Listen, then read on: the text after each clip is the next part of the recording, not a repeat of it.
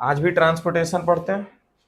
Transportation में ये जो टेबल है इस पे स्टार मार्क लगा लिए तुम लोग कि नहीं? स्टार मार्क कर लेंगे, ठीक है। इसमें से एक आध नंबर का सवाल कंसिस्टेंटली आता है, मतलब साल 2 साल छोड़ करके, या किसी सेट में आ गया किसी सेट में नहीं आया, ठीक है। जो फ्रिक्वेंटली आस्क्ड क्वेश्चन है उन्हीं को हम लोग स्टार करते हैं। फिर से बताते हैं, हर स्टार किया हुआ क्वेश्चन जो है वो एग्जाम में नहीं आ जाता है। 20 को स्टार मार्क करेंगे तब 3 क्वेश्चन बनेगा या 4 क्वेश्चन बनेगा वहां से, ठीक है। ये नहीं कि सर आप तो स्टार मार्क करवाए थे 20 को, कहाँ लड़ रहा है 20 को, ठीक है। फंक्शन आर्टरी, वेन्स और कैपिलरीज के बारे में जब जब पढ़ रहे थे, आर्टरी शुरुआत जब किए थे परसों, तो इस बारे में बताते हुए जा रहे थे। आर्टरी का काम क्या, चलो वेन बाद में पढ़ेंगे। आर्टरी का काम क्या है?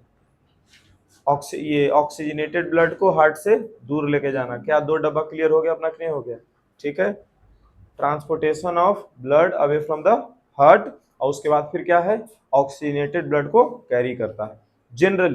जनरली लिखा हुआ है ऑक्सीजनेटेड ब्लड को कैरी करता है, मतलब कभी कभार ऐसा भी होता होगा कि डीऑक्सीजनेटेड ब्लड को कैरी करता है। तो जब डीऑक्सीजनेटेड ब्लड को कैरी कर लेता है तो उसको आर्टरी ना बोल करके पल्मोनरी आर्टरी बोलते हैं, ठीक है। अच्छा, ये हाई प्रेशर वाला ब्लड को लेकर के जाता है, अरे हार्ट से दूर लेके जा रहा है ब्लड, तो हार्ट उसको पंप कर देता है ना ब्लड को। हार्ट क्या करता है उस हार्ट क्या करता है, पंप करता है, कॉन्ट्रैक्ट करता है अपने आप को, जिसके वजह से ब्लड जो है बहुत ही हाई प्रेशर में निकलता है। किससे? हार्ट से। जिसके वजह से आर्टरी के वॉल्स को थिक होना पड़ेगा और इलास्टिक होना पड़ेगा, नहीं तो फिर आर्टरी के वॉल्स फट सकते हैं, ठीक है। तो इसीलिए आर्टरी का वॉल होता है थिक। अच्छा, इसमें ब्लड का प्रेशर कैसा होता है? तो ब्लड का प्रेशर होता है ज्यादा। ब्लड का प्रेशर इसमें होता है 180 mm ऑफ Hg। ब्लड का प्रेशर कितना होता है? 180 mm of Hg, 180 mm of Hg। जो तुम लोग बीपी मापते हो तो ऐसा होता, लिखा जाता है 180 बटा 100, एक सेकंड 120 mm ऑफ Hg। तो 120 और बटा 80 होता है, 120 बटा 80 mm of Hg normal blood pressure होता है। इसके इर्द गिर्द थोड़ा बहुत ऊपर नीचे होता है तो बोलते हैं नॉर्मल है, और ज्यादा गैप अगर हो गया, ठीक है, तो उस टाइम पर बीपी बढ़ सकता है या फिर बीपी घट सकता है, ठीक है। देखो तो दोनों में कौन ज्यादा है? ये 80 जो है इसका है, लो प्रेशर है, यहाँ पर 80 mm ऑफ Hg। क्या चीज है? प्रेशर कम होगा तो चक्कर आएगा। चक्कर यहाँ पर ब्लड जो है जितना प्रेशर में फील हो, ये जितना जल्दी जल्दी फील होना, ये फ्लो होना चाहिए, उतना जल्दी अगर जो फ्लो नहीं होगा तो ऑक्सीजन का ट्रांसपोर्टेशन जो है उसका रेट घट जाएगा ना, जिसकी वजह से एनर्जी का क्या बोलते हैं उसको, एनर्जी का फॉर्मेशन जो घट जाएगा। एनर्जी का फॉर्मेशन घटेगा तो तुम्हारा बॉडी अपने आप लो फील करेगा और फिर चक्कर आ जाएगा, ठीक है। यहाँ और आगे बढ़ते हैं। वेल्व्स इसमें नहीं होते, क्यों नहीं होते? वेल्व्स होता क्या है, पहले तो कल इसके बारे में बात ही नहीं कर पाए थे। वेल्व्स ऐसा समझो, एक तरफा दरवाजा है कि जब जब इधर से तुम जाओगे तो बिना दरवाजा खोले ही दरवाजा अपने आप खुल जाता है, ठीक है। लेकिन जब भी उधर से बस ऐसे आना चाहोगे दरवाजा अपने आप लग जाता है, समझ गए।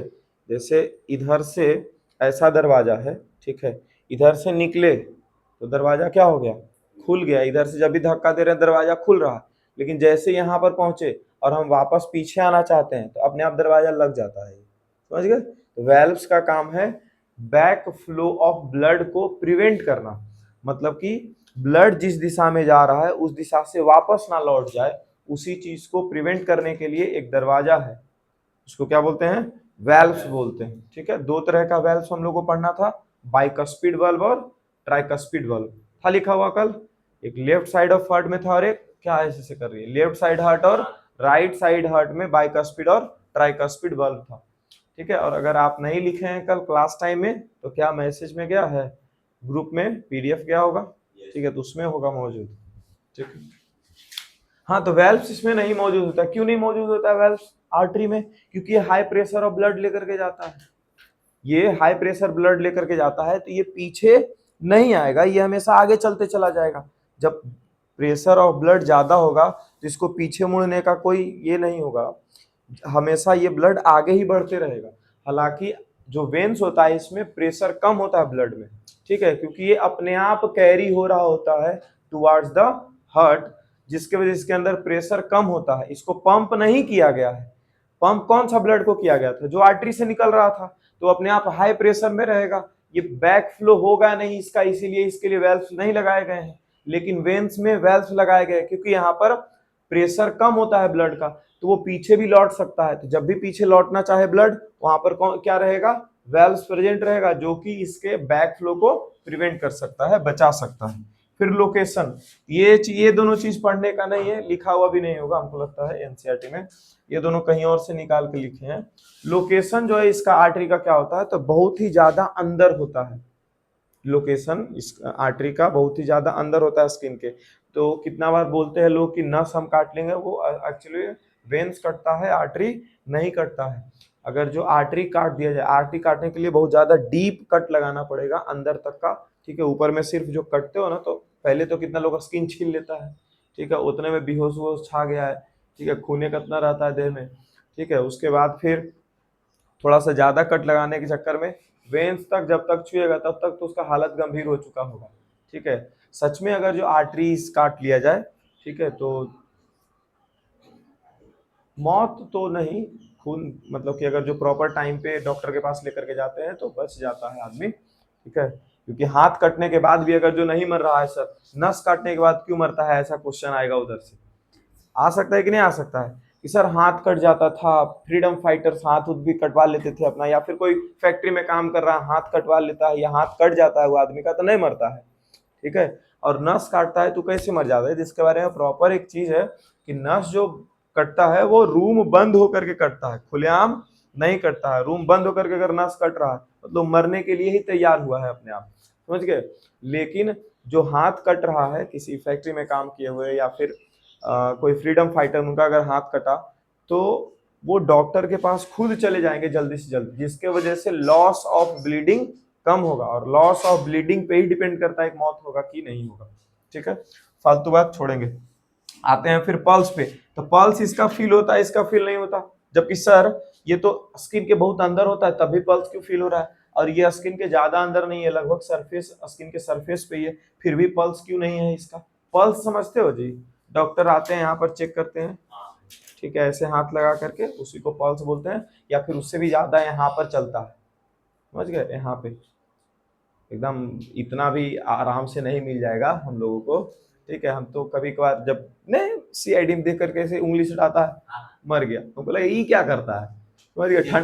ठंडा गर्म तो नहीं पता कर रहा है ठंडा है कि गर्म है बॉडी, ठीक है। तो उसी टाइम पे 9 या 10 में होंगे, ठीक है, तो ऐसे से करके पता किए थे, ठीक है। तो कहीं पर तो नस मिल जाता है, फिर हम बुला गए, देखो इधर मिल जाता है, एकदम जेंटली टच करना पड़ेगा, एकदम दबा के टच करेगा तो नस से बंद हो जाएगा, समझ गए। वहां मतलब कि तुम ज्यादा दबा दोगे तो जो आर्टरी है वो दब जाएगा, तो उसमें जो ब्लड फ्लो हो रहा है वो पता नहीं चलेगा, समझ गए।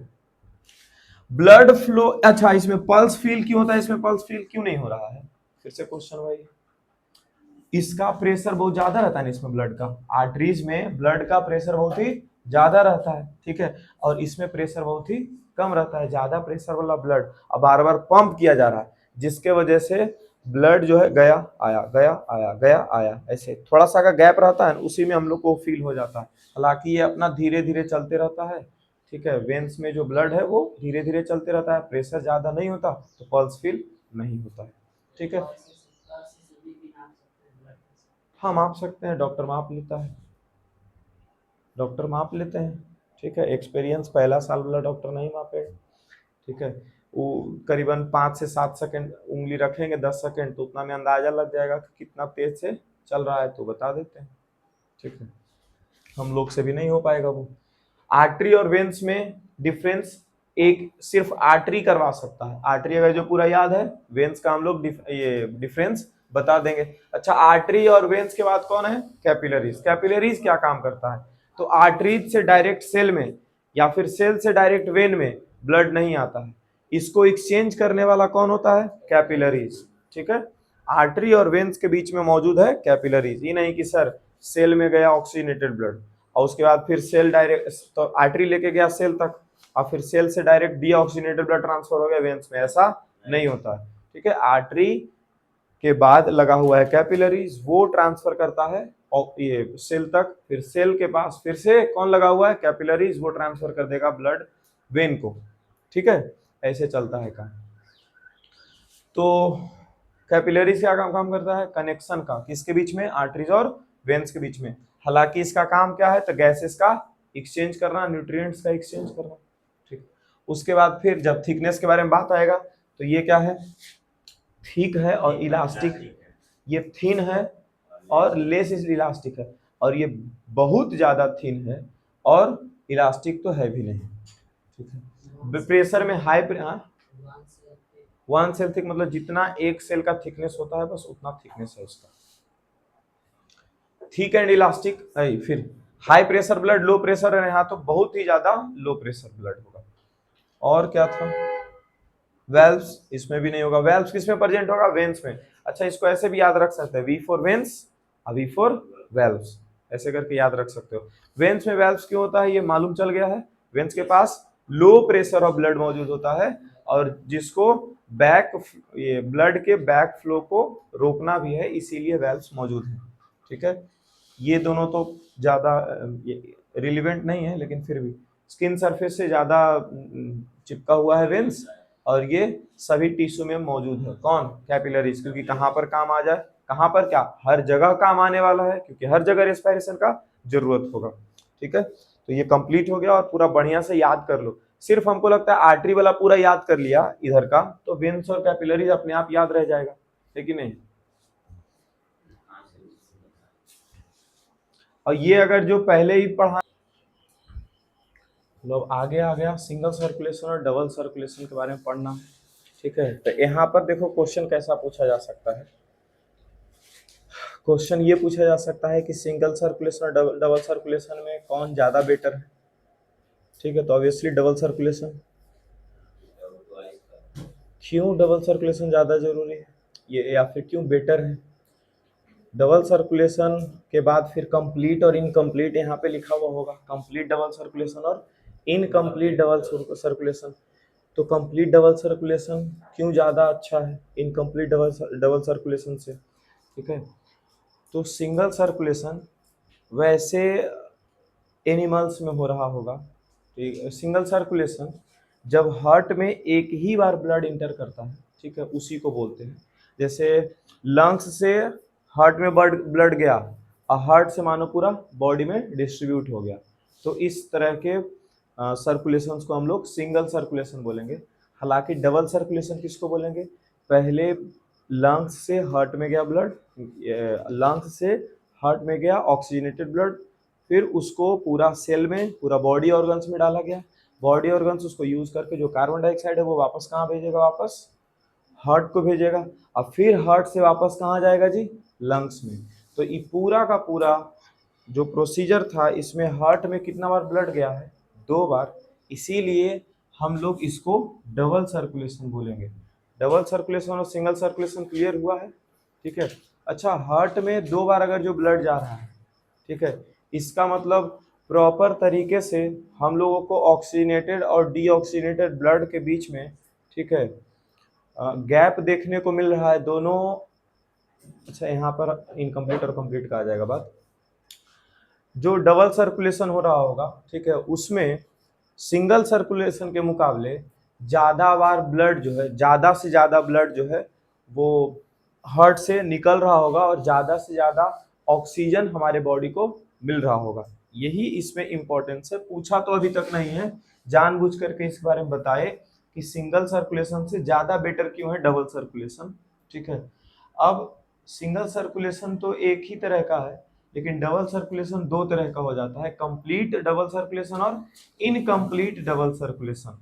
कंप्लीट डबल सर्कुलेशन में ऑक्सीजनेटेड और डीऑक्सीजनेटेड ब्लड इंटरमिक्स नहीं होता। कंप्लीट डबल सर्कुलेशन में ऑक्सीजनेटेड ब्लड और डीऑक्सीजनेटेड ब्लड इंटरमिक्स नहीं होता है, और ये इंटरमिक्स नहीं होता है इसके लिए हमारे पास एक कुछ लगा हुआ था ऑर्गन कल, याद है उसका नाम। अरे हार्ट जब बनाए थे तो उसमें ऐसे करके बनाए थे से, इसको सेप्टम, क्या था ये, सेप्टम। लेफ्ट साइड को और राइट साइड वाला जो हार्ट था उसको कौन ये क्या बोलते हैं, अलग कर रहा था, सेप्टम अलग कर रहा था ना, है ना। तो लेफ्ट साइड में कौन ब्लड आता था, ऑक्सीजनेटेड ब्लड। लॉर्ड याद रखेंगे, लेफ्ट साइड में ऑक्सीजनेटेड ब्लड आ रहा था, राइट साइड में डीऑक्सीजनेटेड ब्लड। ठीक है, तो राइट यहाँ पर क्लियरली हमको पता चल रहा है कि ऑक्सीजनेटेड ब्लड किधर है और डीऑक्सीजनेटेड ब्लड किधर है। तो यहाँ पर 4 चैम्बर का भी फायदा है। 4 चैम्बर का क्या फायदा है कि ऑक्सीजनेटेड ब्लड और डीऑक्सीजनेटेड ब्लड इंटरमिक्स नहीं होता है। पूछा जाएगा क्वेश्चन इसके बारे में ऐसा पूछा जाता है कि why is 4 chambered heart is essential, या फिर 3 चैम्बर्ड हार्ट से ज्यादा अच्छा 4 चैम्बर्ड हार्ट क्यों है, ताकि डबल सर्कुलेशन कर सके, डबल कंप्लीट सर्कुलेशन कर सके और ऑक्सीजनेटेड एंड डीऑक्सीजनेटेड ब्लड का इंटरमिक्सिंग नहीं हो। इसका जब आंसर तुम लोग क्वेश्चन पूछा जाए, ठीक है, एनसीईआरटी के इन टेक्स्ट में हो सकता है, एक्सरसाइज में हो सकता है, या फिर एग्जाम्पलर बनाओगे तो, या पी बाई क्यू देंगे तो इसमें क्वेश्चन आ जाएगा। तो क्वेश्चन खोज लो, इसका आंसर जब ढूंढोगे तो प्रॉपर जो आंसर तरीके से लिखा रहता है वो मिल जाएगा। अभी क्या समझ लेना है कि पहले तो ब्लड को इंटरमिक्स नहीं होने देता, सबसे पहला बात ये, ब्लड इंटरमिक्स नहीं होगा जिसके वजह से हमारे सेल्स को प्रॉपर ऑक्सीजनेटेड ब्लड रेस्पिरेशन के लिए मिल सकेगा। ठीक है, और इंटरमिक्सिंग अगर जो हो जाता है ब्लड का, ठीक है, तो प्रॉपर ऑक्सीजनेटेड ब्लड या फिर प्रॉपर डीऑक्सीजनेटेड ब्लड नहीं आता। कितना बार इसमें ऑक्सीजन का वेस्टेज भी हो जाता है, डीऑक्सीजनेटेड ब्लड के साथ साथ थोड़ा बहुत ऑक्सीजन भी मिल करके और लंग्स के पास पहुंच गया और फिर बॉडी से बाहर हो गया, तो इसमें ऑक्सीजन का वेस्टेज हुआ ना। लेकिन हमारा बॉडी ऑक्सीजन का वेस्ट नहीं कर पाएगा, क्यों, जिसके पास डबल कंप्लीट सर्कुलेशन हो रहा होगा, तो हार्ट के पास पूरा ऑक्सीजनेटेड ब्लड साइड से है, उसको पूरा बॉडी ऑर्गन में दे दिया, बॉडी ऑर्गन उसका इस्तेमाल करके कार्बन डाइऑक्साइड छोड़ा और कार्बन डाइऑक्साइड पूरा ले करके हार्ट के पास आ गया, प्रॉपर डीऑक्सीजनेटेड ब्लड। फिर वही डीऑक्सीजनेटेड ब्लड कहाँ चला जाता था, लंग्स में। मतलब कि इसमें ऑक्सीजन नहीं मिला हुआ है, प्रॉपर क्या है, डीऑक्सीजनेटेड, मतलब कि कार्बन डाइऑक्साइड वाला ही ब्लड जा रहा है। ठीक है, लेकिन जिसमें कंप्लीट नहीं होगा उसका क्या हो जाएगा, ऑक्सीजन और कार्बन डाइऑक्साइड इंटर मिक्स हो सकता है ऑक्सीजन के साथ साथ कार्बन डाइऑक्साइड भी चला जाए, और हो सकता है कार्बन डाइऑक्साइड को बाहर करना था बॉडी से, उसके साथ थोड़ा थोड़ा ऑक्सीजन भी चला जाए। ठीक है, इसके वजह से वेस्टेज भी होता है ऑक्सीजन का। अब इसी में ये एग्जाम्पल याद रखना है पांचों कि कौन किस तरह का सर्कुलेशन करता है और किसके पास कितना चैम्बर है। तो 2 चैम्बर वाला जो हार्ट है, 2 चैम्बर वाला हार्ट है वो सिंगल सर्कुलेशन करेगा। ठीक है, 3 चैम्बर और 4 चैम्बर वाला जो हार्ट होगा वो डबल सर्कुलेशन करेगा। लेकिन जो 3 चैम्बर वाला होगा वो इनकम्प्लीट डबल सर्कुलेशन करेगा, और जो 4 चैम्बर वाला होगा वो कंप्लीट डबल सर्कुलेशन करेगा। तो 4 चैम्बर वाला ये दोनों रह गया, कौन, बर्ड्स और mammals. Birds and mammals do complete double circulation and they have 4 chambered heart. यहां पर आ गया एम्फीबियंस। एम्फीबियन समझते हो, एम्फी मतलब होता है दोहरी जिंदगी जीने वाला। एम्फीबियंस क्या होता है, दोहरी जिंदगी जीने वाला। ठीक है, और एम्फीबियंस यहाँ पर ऑर्गेनिज्म के बारे में बात किया जा रहा है, तो दोहरी जिंदगी क्या हो सकता है उसका, तो पानी में भी रह सकता है और लैंड पे भी रह सकता है, उसी को क्या बोलते हैं, एम्फीबियंस। तो एम्फीबियन के पास होता है 3 चैम्बर्ड हार्ट, और 3 चैम्बर्ड हार्ट है इसीलिए क्या हो गया इसका, incomplete double circulation. 3 chambered heart है इसीलिए इनकम्प्लीट डबल सर्कुलेशन। किसके पास, रेप्टाइल्स के पास। रेप्टाइल्स छिपकली, रेप्टाइल्स छिपकली याद रख सकते हो। और सांप लिजार्ड, हाँ इंग्लिश में लिजार्ड हो गया, या फिर सांप नहीं बोलेंगे, स्नेक। ठीक है, तो ये सब रेप्टाइल्स के अंदर आ जाता है। अच्छा, ये पाइसेस जो है, ठीक है, इसी फैमिली का है फिश। फिश मतलब मछली। ठीक है, इसी फैमिली का है। अब मछली के पास 2 चैम्बर होता है, वो सिंगल सर्कुलेशन करता है। अच्छा, अब सिंगल सर्कुलेशन और डबल सर्कुलेशन या कंप्लीट डबल सर्कुलेशन और क्यों जरूरी है वो भी जान लो। वार्म ब्लडेड और कोल्ड ब्लडेड एनिमल जो होते हैं, पहले उसके बारे में समझते हैं और इसको रिलेट करते हैं इससे। वार्म ब्लडेड एनिमल वैसे एनिमल्स या फिर वैसे ऑर्गेनिज्म को बोलते हैं जो अपना बॉडी टेम्परेचर मेंटेन रखता है। हम लोग कितना भी ठंडा जगह पे चले जाएंगे, हमारा normal body temperature 37 degree Celsius है, तो 37 डिग्री सेल्सियस ही होगा। या फॉरेनहाइट में काउंट किया जाए तो 98.6 डिग्री फॉरेनहाइट होता है। अच्छा, तो क्या 100 डिग्री फॉरेनहाइट थोड़ा सा ही बढ़ जाएगा, जो 98.6 से अगर जो 100 चला जाता है, 100 पे तो बुखार हो जाता है ना, बोलता है 100 डिग्री बुखार है, बोला जाता है ऐसा। या फिर 98 से नीचे 92 भी चला जाता है तो भी बुखार हो जाता है। कितना कितना आदमी का बॉडी जो है ठंडा होता है तब बुखार लगता है, कितना आदमी को बॉडी जो है कितना आदमी का गर्म हो जाता है तब बुखार लगता है। ठीक है, तो 98.6 से जहां 1-2 डिग्री भी अगर पीछे या ज्यादा होता है तो बुखार लग जाता है कि नहीं है। इसका मतलब है कि हमारा बॉडी कॉन्स्टेंटली एक टेम्परेचर को मेंटेन किया हुआ है। ठीक है, और वो टेम्परेचर मेंटेन करवाने में भी मदद कर रहा होगा हमारा कंप्लीट डबल सर्कुलेशन। ठीक है, वो कैसे मेंटेन करवाने में मदद करता है वो 10th क्लास के अंदर नहीं है। ठीक है, तो वार्म ब्लडेड एनिमल के लिए 4 चैम्बर्ड हार्ट और क्यों जरूरी है, लिखेंगे why is essential to have 4 chambered heart in humans या फिर इन मैमल्स। तो लिखेंगे टू मेंटेन, पहले तो पहला चीज do not intermix the blood, do not intermix the oxygenated and deoxygenated blood. दूसरा number to maintain the body temperature constantly. ये दो चीज समझ गए, 4 चैम्बर्ड हार्ट का ये दो चीज ये याद रखना है। फिर कोल्ड ब्लडेड एनिमल, वैसा एनिमल जो अपना बॉडी टेम्परेचर मेंटेन नहीं रख पाता है। कितना ऐसा जीव होता है जो ठंडा के दिन में दिखेगा गर्मी में नहीं दिखेगा, कितना ऐसा जीव होता है जो गर्मी के दिन में दिखेगा ठंडा के दिन में नहीं दिखेगा। क्यों, उसको ठंडा पसंद है तो ठंडा में दिख रहा है। ठीक है, गर्मी आ गया कहीं दुबक के भाग गया, ठंडा जहां होगा वहां पे छिपा रहेगा, होगा ऐसा।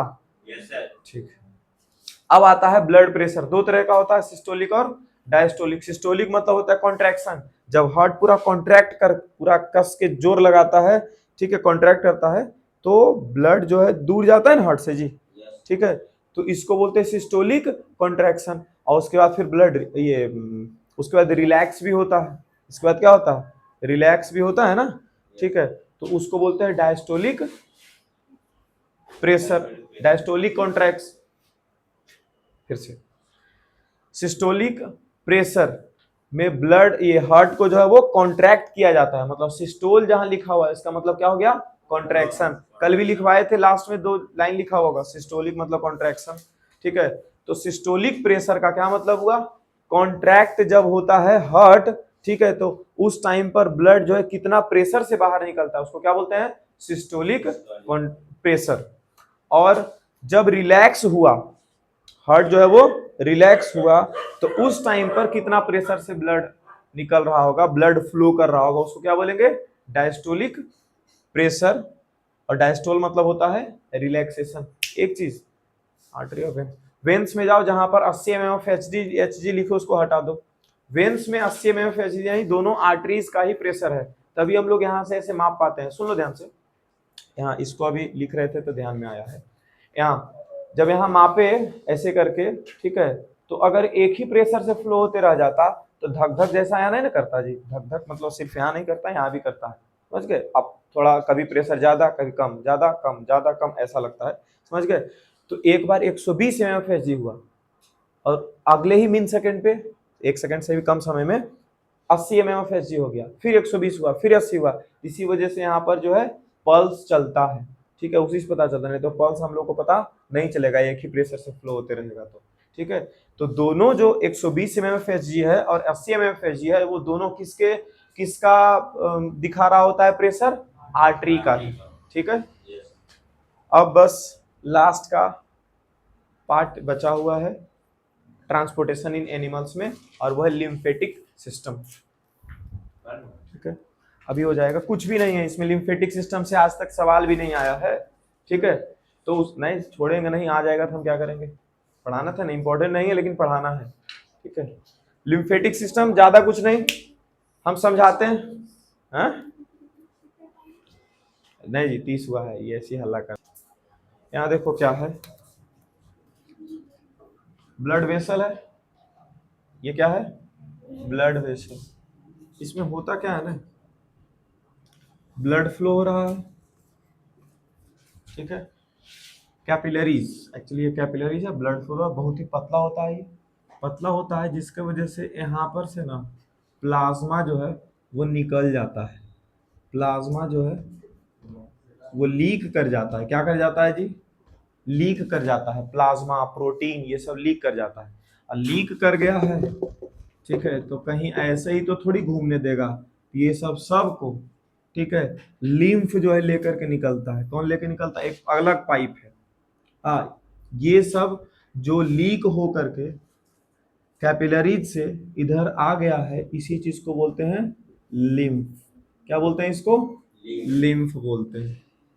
लिम्फेटिक सिस्टम पढ़ रहे हैं हम लोग, ठीक है। तो लिम्फ किसको बोलते हैं? एक ऐसा फ्लूइड जो ट्रांसपोर्टेशन के टाइम पे लीक हो गया है, ठीक है। लिम्फ एक ऐसा फ्लूइड है जो ट्रांसपोर्टेशन के टाइम पे लीक हो गया है, और वो कौन कौन होगा? प्लाज्मा और प्रोटीन, ठीक है, और कुछ वेस्ट भी होता है, वो सब लीक हो जाता है। तो इस लिम्फ को भी कैरी करने वाला को लिम्फ वेसल बोलते हैं। इस लिम्फ को कैरी करने वाले को क्या बोलते हैं? Lymph vessel. जैसे ब्लड को कैरी करने वाले को क्या बोलते थे? Blood vessel. ब्लड वेसल कितना तरह का था? 3, आर्टरी, वेन्स और कैपिलरीज। वैसे ही लिम्फ को कैरी करने वाला कौन होगा? Lymph vessel. और ये कैरी करते हुए ये अंदर में को क्या जा रहा है? ब्लड जा रहा है। ब्लड अब इसको नहीं बोलेंगे, अब इसको क्या बोलेंगे? लिम्फ। कौन जा रहा है अंदर में? लिम्फ जा रहा है। और ये फिर यहां से जो वेन्स जा रहा होगा, हेलो, यहां से जो वेन्स जा रहा होगा इसी में ये मिला देगा। ये जा रहा था वेन्स, इसमें मिला दिया, ठीक है। हाँ, लिम्फ का अब जो भी फंक्शन है वो लिख देंगे, वो घर में जाके लिख लेना। जाओ।